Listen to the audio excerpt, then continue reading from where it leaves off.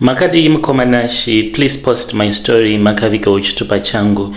Ininiwo ndiri malaicha uye zvakare ndinoitawo zvekujambisa vanhu bhodha. Mainge muri muna 2024 apo pandakanzi ndinge ndichizosangana neumwe murume muchinda uyu aiwanzokudhila neumwewo mufesi wangu uyo watainge tichiti mupostori munhu aifarira kushandisa mishonga. Ndakapiwa dhiri then ndokubva ndanosangana nemurungu mainge muri muBaitbridge. Akabva ati ainge achida kuti ndinge ndichimuyambutsa.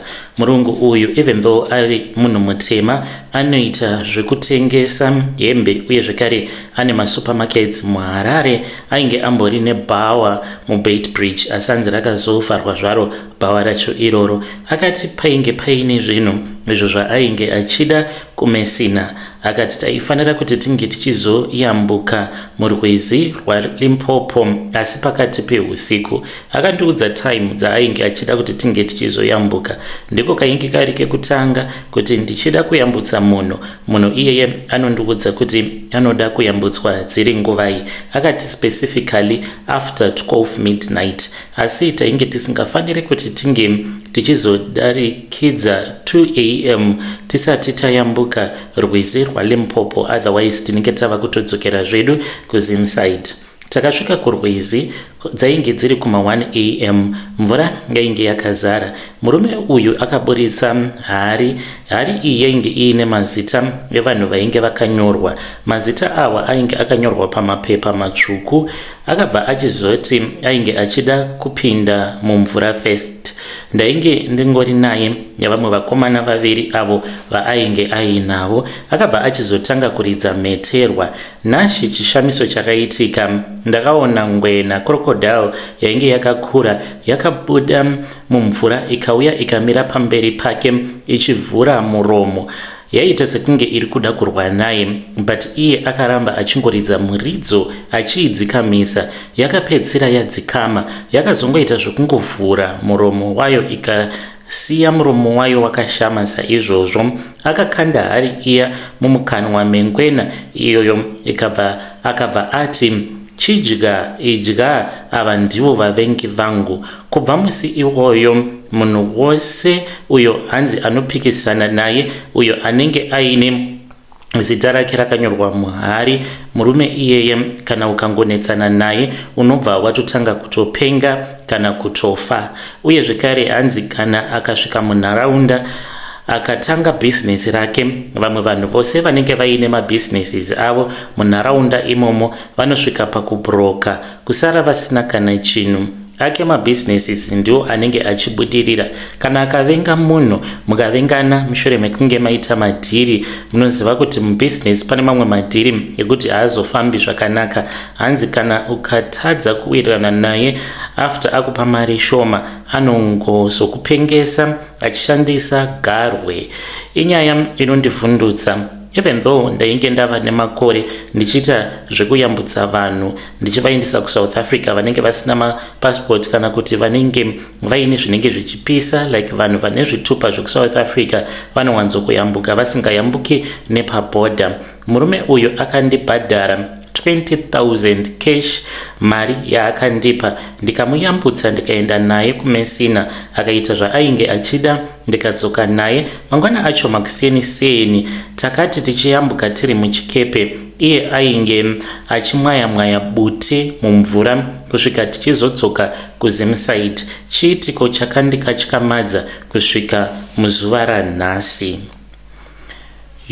Vedare ndo message iyo yandakatumidzirwa ichibva kuna mukoma vedu vari kuti ivo vanoita zvehumalayicha, vanoita zvekuyambutsa vanhu. Hanzi ndo zvakaitika izvi. Strange things indeed they do happen in this world. Hanzi kana akatora zita rako akarisa muhari akakanda mumvura, hari ikadyiwa nengwena, kungonetsana naye unobva watotanga kutopenga kana kutofa. Akangotanga business rake padhuze nepaunenge uchitawo business rako, hanzi unonyura. Kana zvakamboitika kwamuri kuti munotanga business pongosvika umwe munhu munharaunda then business renyu robva ratongonyura, please come to my inbox. Rekedzei tibva taenda panyedu inotevera. Nyedu inotevera yakamira sekudai so. Hanzi makadi zvenyomukoma. Ininiwo ndinogara mubudiriro 5. Ndinoloja.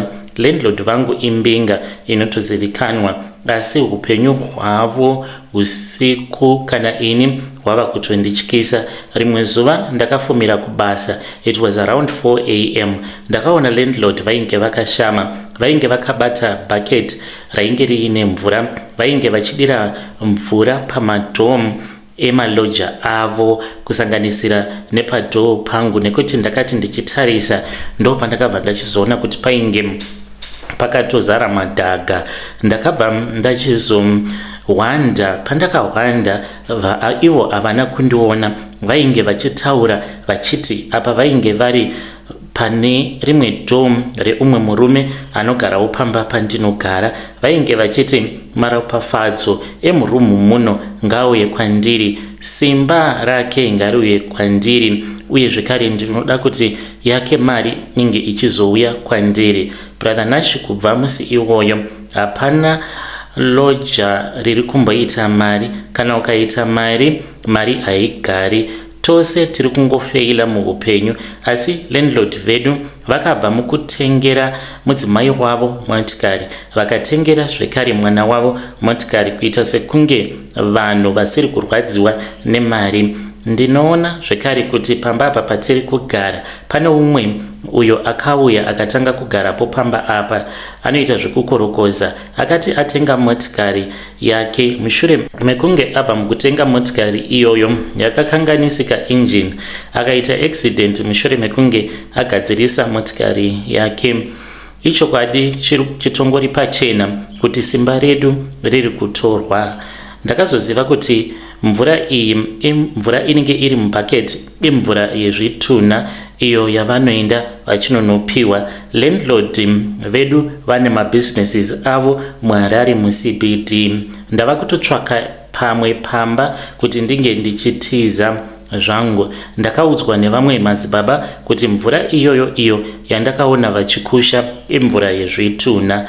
Ngwarirai, zvinhu izvi zviri kutoitika mubudiriro. Ndauya nayo secret yangu. Zvakawanda ndinotya kutaura nekuti maybe vamwe vanhu vanokwanisa kuzondiziva.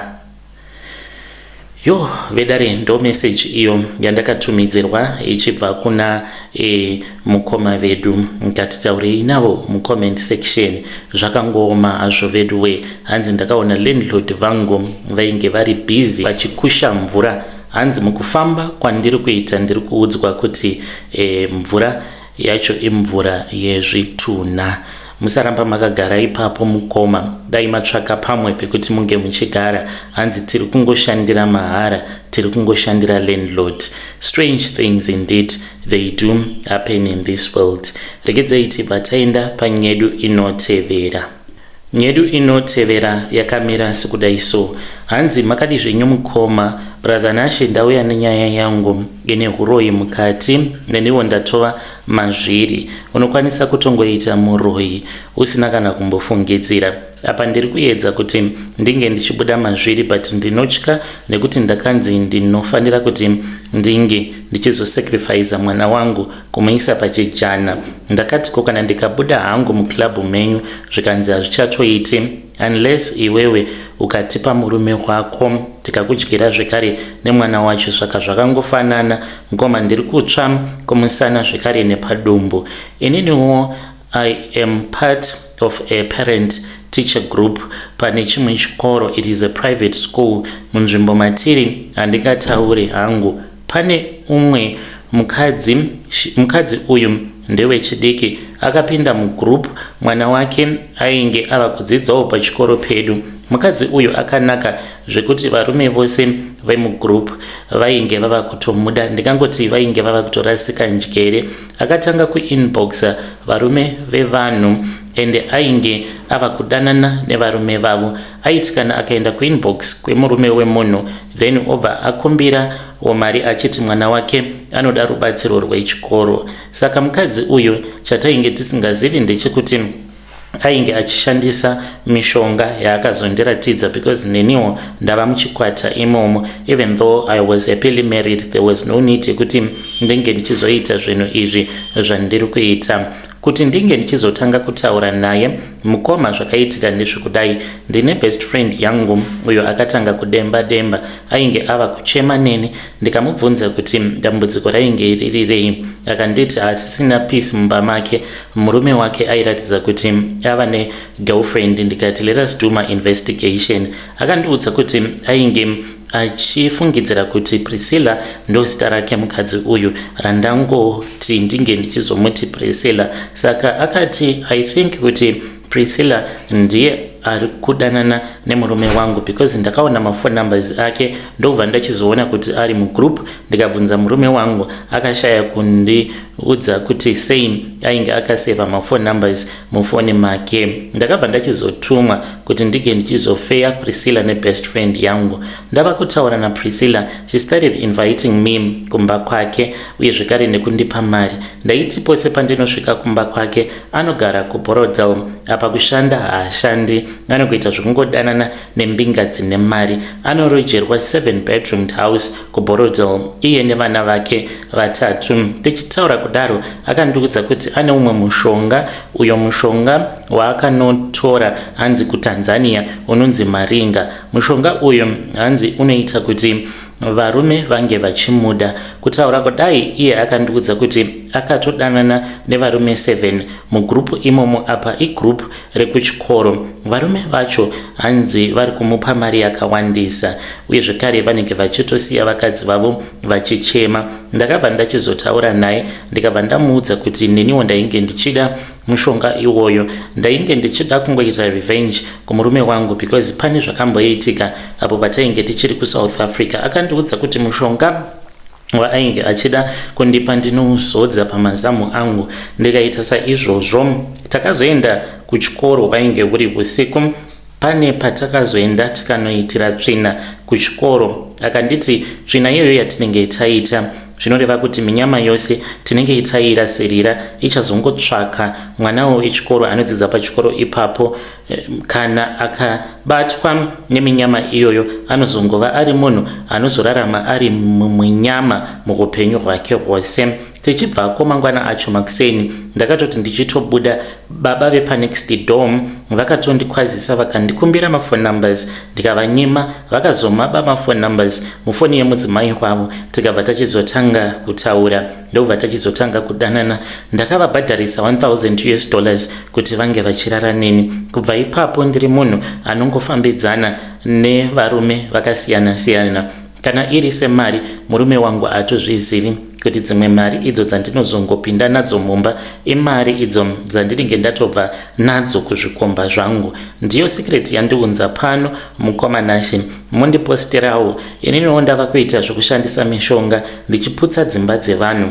Ndiri kuda kuti shamwari yangu naiyewo ange achizojoina chikwata chedu, but ndiri kushaya kuti ndomutanga sei, because Priscilla akandiudza kuti friend yangu munhu akasimba pamweya, kunamata anonamata. Akanditi be careful, usada kumumanikidza nekuti achazviona kuti isusu tine club. Apa inini ndinewo dzangu nyaya dzakandimirira. Vari kuda sacrifice, because so far ndakapiwa chimukuyu, ndakangonzi ibiltong yakange yabva kuSouth Africa. Handina kunge ndakaziva kuti chimukuyu ichocho chandainge ndichipiwa yainge itori nyama yemunhu. Ndakachidya, chainge chitori nice seasoning, ndikatonakidzwa. Akazondiudza Priscilla, after a couple of days ndava kungorota ndiri murestaurant makazara nenyama, but ndava kuda kunomuka ndaizoona kuti inenge iri nyama yevanhu iyo yandinenge ndichiona iri mubucha uye zvekare kuseri kuine restaurant. Saka Priscilla akanditi iwe uchazomuka uri kumochwari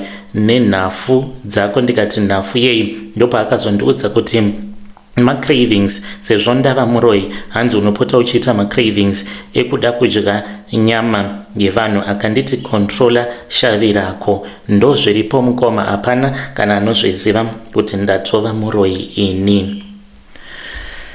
Yo vedare ndo message iyo yandakatumidzirwa ichibva kuna vanzvadzi vedu shamwari yaPriscilla anzi tinoitawo zvekuroya but vakarirekera kudivi rekudestroya mamarriages evanhu kupinda mugroup kudanana nevarume 7 zvakaoma. Ngatitaurei navo mucomment section vanzvadzi vedu ava. Rekidzei tibva taenda panyedu inotevera. Hanzi mukomana muri sei? Ininiwo ndinoshanda pane imwe funeral parlor muno muHarare. I am an Undertaker.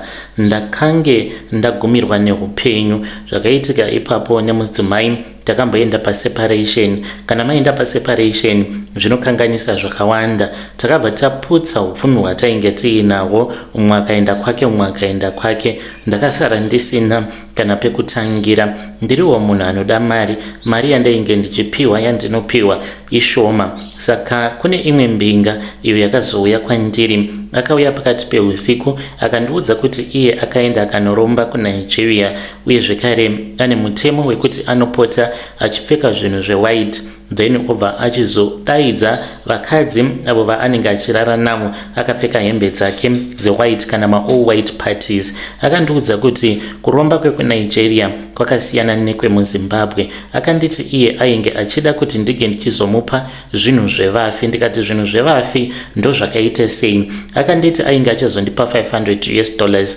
Ainge achida kuti ndige ndichizomutsvakira vhudzi remusikana anenge afa ari around 21 kugumira pa24 years. Zvechokwadi mukoma pakazouya chimwe chetunha chomwe musikana uyo ainge akafira kupari renyatwa. Musikana uyu she was 21 years old. Ndakabva ndachizotora chigero ndikavevura vhudzi kugotsi kwake.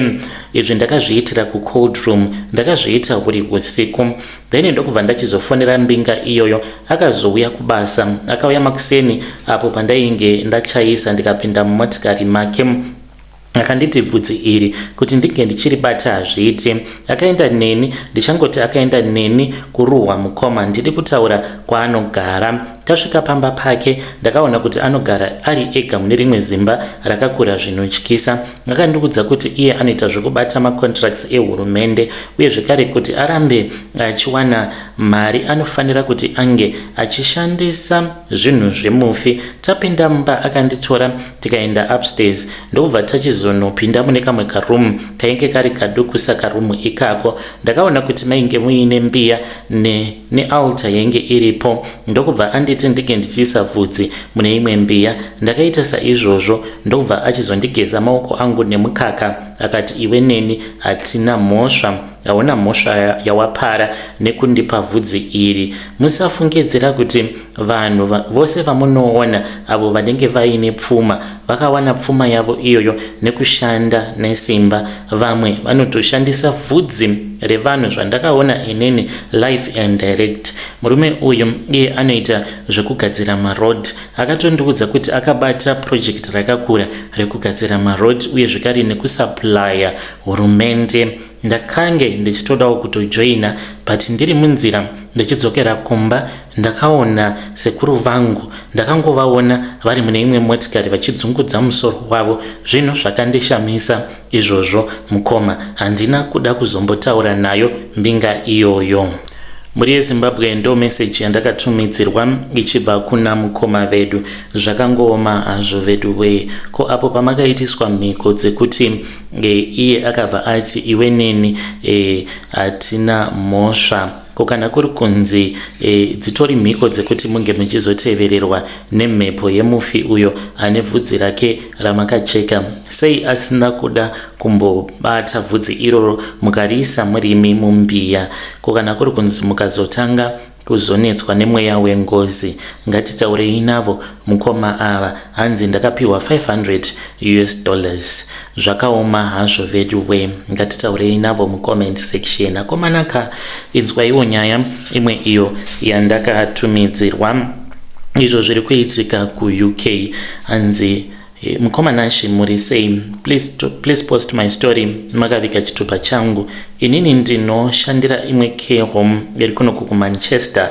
Saka tinoshanda tiri vakadzi vatatu vechizimba. Takaitawo zvekutengera maCOS awa. Saka apa inini yangu yava kuda kuexpire. Pane mumwe wedu uyo akamboenda kuZimbabwe akadzoka, saka paakadzoka even though visa rake rakazo expire 3 months after adzoka kunoku ku-UK, but ari kungoshanda Nkomanashe akati iye ane mishonga yakaenda kunotora kuZimbabwe ende ari kudawo kuti iniwo neumwe mukadzi watinoshanda naye tinge tichiita zvekare miko dzaakaitirwa nen'anga yake. Akati tinokwanisa kubatanidza mari vasikana sekuru vouya votibatsira kunoku. Anoti mishonga iyoyo yakapiwa ndeyekuti mapurisa ekunoku ku-UK veHome Office vange vachizopofomadzwa kuti asadzingwa basa even though asati ava nemamwe mapepa. Mishonga yacho inoda kuti unge uchizopota uchitora mbatya dzevarwere avo vanenge vafa, unotoita zvekutoba kana kuri kunzi zvipfeko zvemukati kana uchinge uchipepa murwere uya anenge ari terminally ill, unopota uchiba zvipfeko zvake zvingava zviri zvemukati uchizviwandisa. Then sekuru ivo vakati vanoda zvipfeko izvozvo nekuti vanoda kuti vange vachizozvishandisa mumatare avo kuZimbabwe. Ndo zviri kundityisa izvi mukoma, uye zvekare ndine hope dzimwe dzinondityisa ndinorota murume wangu ava kupenga, ende kupenga kwaanenge achiita ndiri kuhope kudaro zvinenge zvichiita sekunge inini ndini ndakamupengesa. Ndodiko mukoma, ini ndichiri kuda zvekugara kunoku. Uye zvekare mukadzi uyu ndakambomuperekedza kubasa, akapiwa mushonga wekupfira muti yemurwere waanenge achipepa kuti murwere ange achimuda kutopfuura vana vake. Akati nekufamba kwenguva hanzi achaita rombo rakanaka, achasangana nemurwere uyo achatomuisa pawill yake nekuti anenge ati wagona kundichengeta. Ndo zviriko kunoku kubasa kwedu. Please help me. Ndoita sei? Ini mushonga uyu ndafunga hangu kuti ndike ndichiushandisa, especially uyu waakati unonzi spitting fire, wekuti kana ukapfira muti yaunozopa murwere anokuda zvekusvika pakukuisa pawill. This will be an opportunity. I don't want to lie to you. Ndinokwanisa kuzotoitawo mari, ndibetsereiwo nemazano. Ndoenda kumusha here visa rangu risati raexpire, ndodzoka kunoku ku-UK. Iye achiti zvaakaudzwa nen'anga yake, hanzi n'anga yacho yakati mu-UK unokwanisa kugara mokwenguva yakareba kusvika wega wati handichadi, unenge usingasungwi, mabank accounts ako anenge achingoshanda even though usisina visa, nekuti unenge wava kuoperata uri mumweya. Ko iyi manje kuti ndiri kurota murume wangu achipenga ende anenge achiti ndini ndiri kumupengesa. Yo vedare, ndo message iyo yandakatumidzirwa ichibva kuna vanzvadzi vedu. Yo zvakangoma hazvo vedu we, hanzi unogara mu-UK kusvika wanzwa kuti ndava bore, but unenge uchishandisa mishonga uchiba zvipfeko zvemukati zvevarwere vako, uye zvekare nekusvipira muti kuti vange vachikuda. That is so scary. Kana mukabatwa naimi, inzwaiwo nyaya iri pano. Hanzi Nkomanashe nyaya dzacho dzakatangira pakuti murume wangu ane nharo. Tainge tichizvishandira ku-South Africa ende tainge tiine mabasa akanaka. I was working in the government. Murume wangu iyo ainge achishanda as an accountant. Tainge takaitawo madhiri tikawana mapermit, tiine mari, tiine dzimba. Murume wangu akazongoti ngatibude munomu. Ndikati no, zviri nani kuti tibude munomu tichienda kana kuEurope kana kuti kuCanada, ndokwandainge ndichida. Asi murume wangu akaramba akati iwe tarisa uone kuti vanhu vari kuita mari avo vari kuenda kuZimbabwe. Takadzoka kuZimbabwe muri mugore ra2023. Mugore ra2023 ndopatakabva tachizotanga kuitawo project redu kuchengeta huku dzemazai, tichitengesa mazai awa muCBD.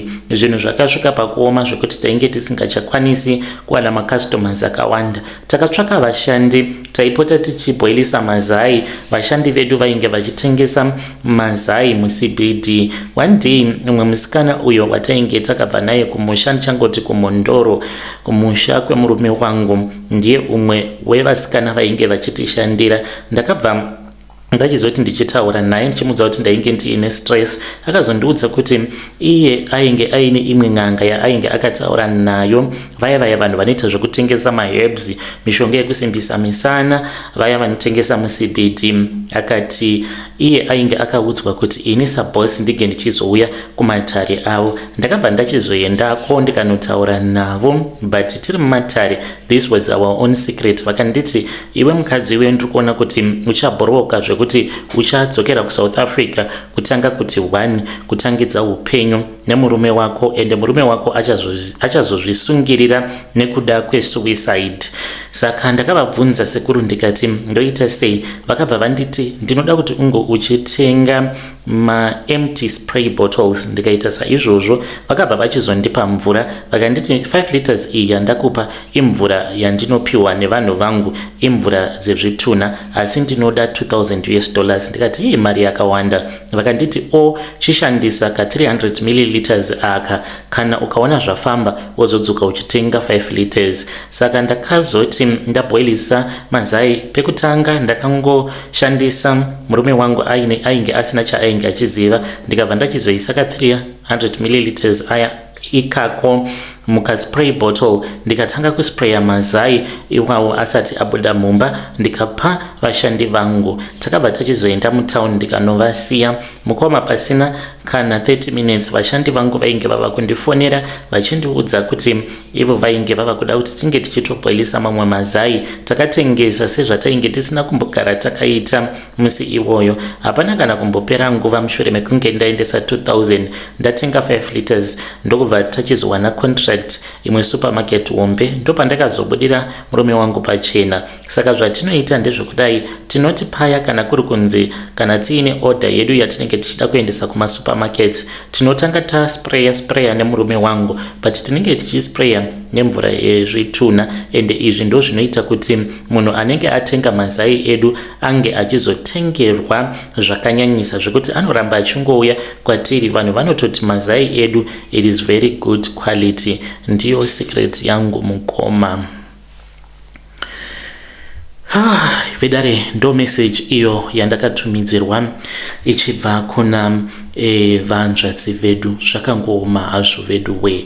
Yo, strange things indeed they do happen in this world. Hanzi tinoshandisa mvura yezvitunha kuspraya pamazai. Hanzi zvakatangira pakupinda mubusiness, tikabva tachizonyura. Ndikazoudzwa neng'anga kuti muchadzokera kuSouth Africa kunotanga kuti 1 upenyu musina kana chamuinacho. Tora mvura iyi uishandise. Zvakangoma hazvo vedu we. Regedzei tibva tenda panyedu inotevera. Nyedu inotevera yakamera sekudai. Hanzi makadi zvenyu mukoma, please post my story makavika chitupa changu. Ininiwo ndinoshanda pane imwe castle ndichangoti muHarare. Pane imwe mbinga yakazofa. Mbinga iyi yakaita almost 2 years handichivi mari dzehurombwa. Mbinga iyi yaiuya kuzotenga motikari. Yaiti kana ikauya kuzotenga motikari yaisaenda nemotikari yacho iyoyo, yaisiya bag iri raisiya rakagadzikwa kuback seat. Nerimwe zuva ndakazoita musikanzwa, it was holiday, murungu ainge anditi ndinge ndichienda kubasa, ndainge ndiri ndega pacastle. Ndakazovhura ndikabva ndaona kuti mubhegi mainge muine mabhonzo emunhu uye zvekare mainge muine zvidumwa zvainge zvirimo. Ndakavhunduka nekuda kwezvandakaona. Chakazonyanyisa kundivhundutsa ndechekuti mbinga iyoyo yakazouya ikabva yachizondipa 1000. Akangonditi ndekundichengetera motikari yangu. Ndakaigamuchira 1000 iyoyo, but ndainge ndichidedera nekutya. Vedare ndo message iyo yandakatumidzirwa ichibva kuna mukoma vedu. Zvakangoma hazvo vedu we. Hanzi mbinga yacho yakazofa. Hanzi handichivi motikari idzi yedzinofamba nembinga nekuti ndinozviziva. Hanzi ndine zvandakaona. Regedzai tibva taenda panyedu inotevera.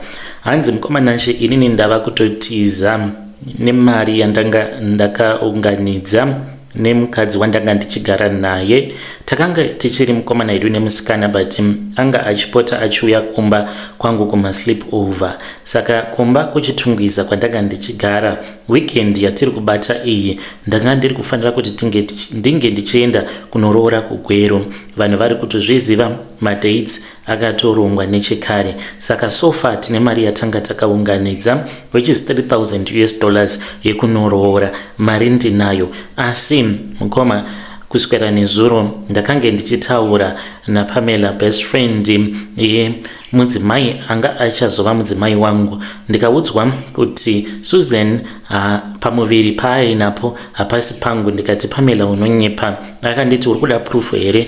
Ndikati yes. Akanditi okay, ndikuda kukuitira mascreenshot mufoni make. Zvaakazoita ndezvekuti akadownloada chimwe chinhu so chinorekodha zvese zvinenge zvichiitika pascreen repamafoni ndokubva achizonditumidzira video. Zvechokwadi ndakatoona kutoti mudzimai wangu iye atori nomumwe murume waanotaura naye, ende murume uyu ari kuti okay it's fine, kana uri kufungidzira kuti nhumbu ndeyangu hapana kana problem. Apa Susan ari kuti ndeyako, unofungidzira kuti ndingagoti ndeyako isiri yangu. Akabvunza akati kusei uri kuda kuroorwa naye kana kuri kunzi nhumbu haisi yake? Akabva ati ndokuti kani ndinge ndichiwana munhu anokwanisa kundichengetera mwana wedu, kana uchida ndinozokuzvarira zvekare umwe mwana, but after mwana uyu mirasha nditange ndambomuzvarirawo wake, then last born tobva tachizoita last born iri yako. Ini ndiri kutofunga kutotiza naPamela, update is coming. Yo hey vedare, ndo message iyo yandakatumidzirwa ichibva kuna mukoma vedu. Zvakangoma hazvo vedway, ngatizamei kuti tinge tichitaura navo mukoma ava mucomment section. Hanzi ndiri kufunga kutiza naPamela, hanzi another update it is going to come. Uyai neupdate yenyu mukoma. Vadiwa vateereri, ndo messages andanga ndiinawo. I'll be back very soon. Ndichauya zvakare nechimwe chirongwa. Iri seiko Friday yenyu? Muriko here kumabasa? Kuno kukuri kupisa apa kubva mumagetsi iko zvinozvi akusisina mvura yakaenda kwamanaka anonzi mawani chaiwo. But I'll be back with another episode very soon.